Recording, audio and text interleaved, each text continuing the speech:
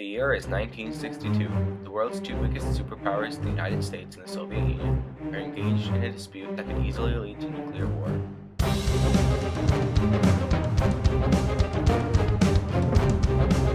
During the Cuban Missile Crisis, both governments were stubborn, which caused the conflict to escalate until they finally realized that they needed to come to a compromise. The Cuban Missile Crisis occurred in the heat of the Cold War, with the threat of nuclear war looming over both the United States and the Soviet Union.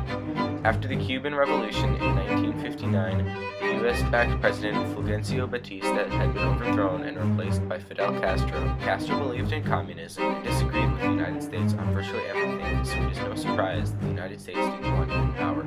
For 2 years, the CIA secretly plotted to invade Cuba and assassinate Castro. They trained 1,400 former Cubans who had left their country because of the change in leadership. On April 17, 1961, the CIA launched their attack on Cuba known as the Bay of Pigs invasion. The attack was poorly planned, and Castro was prepared for it. The air raids missed their targets, and the troops never made it past the shoreline, causing the invasion to end within 24 hours. The Bay of Pigs can be considered the first event directly leading to the Cuban Missile Crisis. Although no damage was done, Castro knew that another full-scale invasion was in the foreseeable future, and thus turned to the Soviet Union for military assistance. Nikita Khrushchev, the chairman of the Soviet Union, was happy to oblige. Not only did his political views align with Castro's, the two countries were already forming an economic relationship to replace the broken one between the U.S. and Cuba. In late 1962, they began secretly sending shipments of supplies to Cuba. Included in these military supplements were medium-range and intermediate-range surface-to-surface nuclear missiles, as well as Il-28 bomber planes that were capable of dropping nuclear weapons. Although the U.S. wasn't originally informed, they found out soon enough.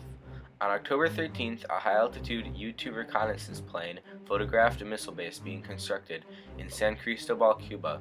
At first, the evidence wasn't very convincing. Even after more progress was made on the site, President Kennedy remarked that it looked like a football field. However, as meetings progressed, the Executive Committee of the National Security Council, or EXCOM, confirmed that there were missiles being constructed at multiple sites and that something needed to be done about it. Initially, the Joint Chiefs of Staff argued that the best course of action would be to launch an airstrike to disable the missile bases, followed by a full-scale invasion of Cuba. However, this idea was later abandoned in favor of a naval quarantine, as it was called, although it was effectively a blockade, calling it that would be recognized as an act of war, and therefore it was called a quarantine. On October 22nd, the quarantine began. Ships from the United States Navy, as well as some South American countries, surrounded the country of Cuba so that no Soviet ships could get through without being searched. All incoming ships had to be examined thoroughly for weapons before they could proceed to their destination. There was not an inch of water that wasn't being patrolled by U.S. ships. The United States made it very clear that they did not want any more weapon imports to Cuba, and that if the Soviets tried to bypass the quarantine, it would almost certainly result in war. On that same day, President Kennedy gave a televised speech to the nation concerning the missiles in Cuba.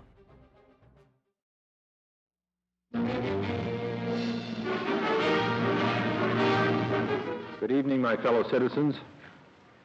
This government, as promised, has maintained the closest surveillance of the Soviet military buildup on the island of Cuba. Within the past week, unmistakable evidence has established the fact that a series of offensive missile sites is now in preparation on that imprisoned island. The purpose of these bases can be none other than to provide a nuclear strike capability against the Western Hemisphere. Acting, therefore, in the defense of our own security and of the entire Western Hemisphere, and under the authority entrusted to me by the Constitution, as endorsed by the resolution of the Congress, I have directed that the following initial steps be taken immediately. To halt this offensive buildup, a strict quarantine on all offensive military equipment under shipment to Cuba is being initiated.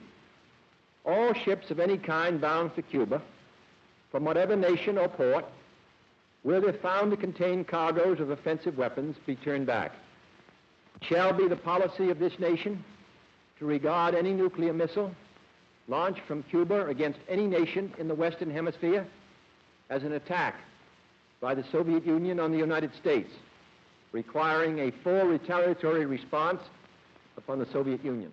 This day held a very important turn of events. Previously, Khrushchev had no idea that Kennedy knew about the missiles. However, due to the quarantine and announcement, Khrushchev was now aware that the United States knew, which escalated the situation further.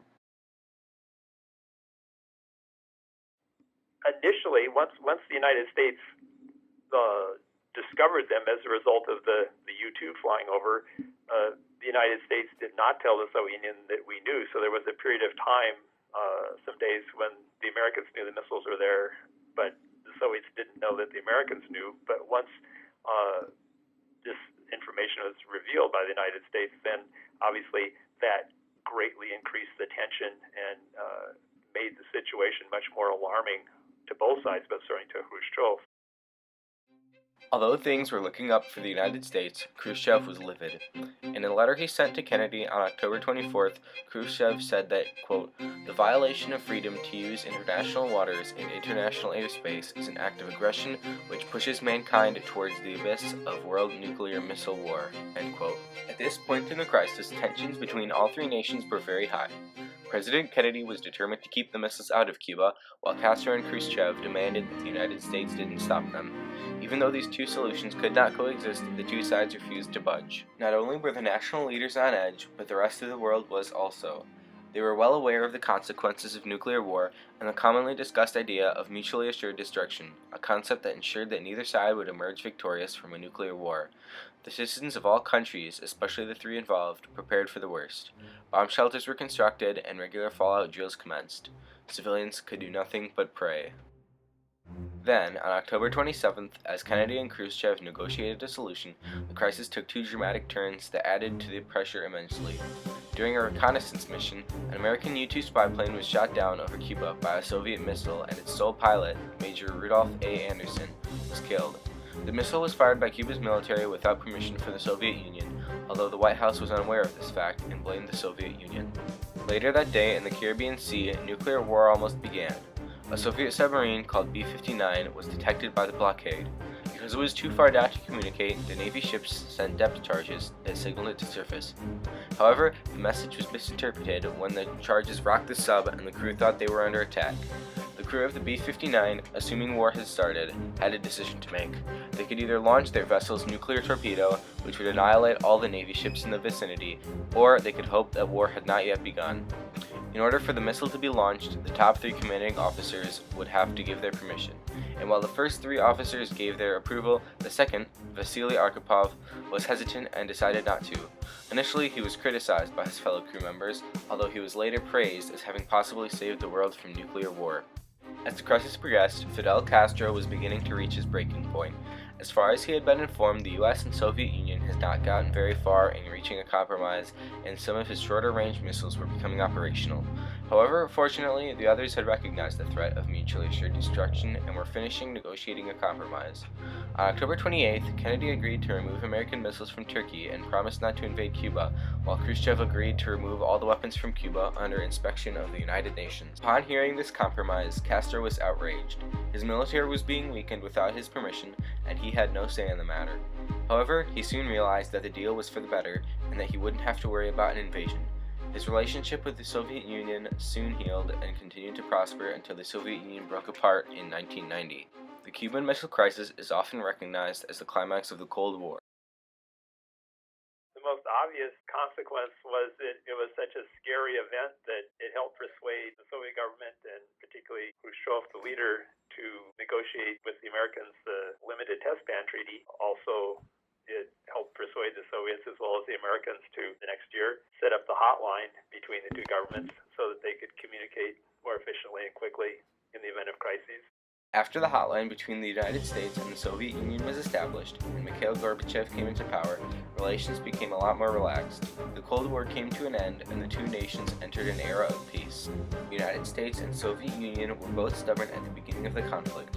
However, as the altercation intensified and approached nuclear war, they eventually realized that they needed to find a compromise. The crisis marked an important point in history when the world was on the verge of a war that would have certainly destroyed countless nations, but it also marked a point when two leaders came together and solved their dispute, which had consequences of epic proportions, calmly and maturely.